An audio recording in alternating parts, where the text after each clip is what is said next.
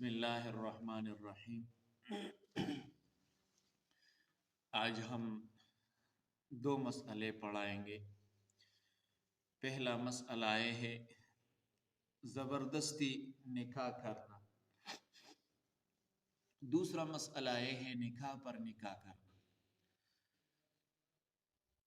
पहला मसला ज़बरदस्ती निकाह करना।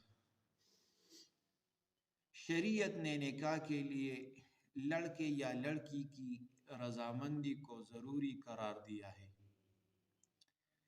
लड़की हो या लड़का, इसका रजामंदी शरीयत ने तय की है।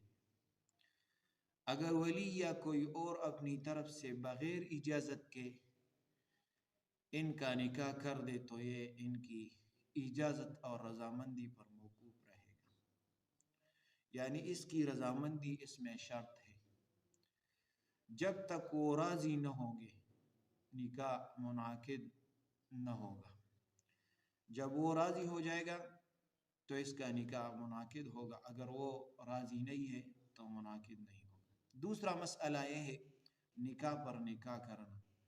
निकाह पर निकाह करने का मतलब ये है कि एक औरत किसी के निकाह में हो, इस निकाह को ख़त्म किए बगैर इसके साथ कोई और मर्द निकाह नहीं कर सकता। इसी तरह अगर ये औरत पहला निकाह ख़त्म किए बगैर अपनी रजामंदी से भी किसी और मर्द से निकाह करे तब भी शरीयत में ये जायज़ नहीं, ये हराम और सरासर बदकारी है।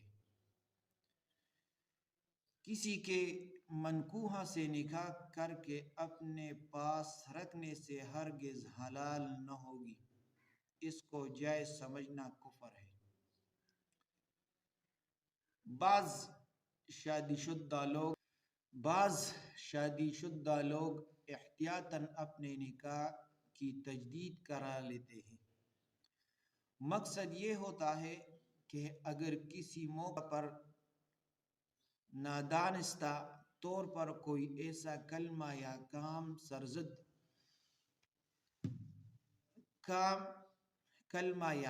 सरजद हो गया हो जिससे निकाह ख़त्म हो जाता है तो तजदीद करा के निकाह बहाल कर लेते हैं। ये भी निकाह पर निकाह होता है, मगर शरई तौर पर ये ममनू नहीं है।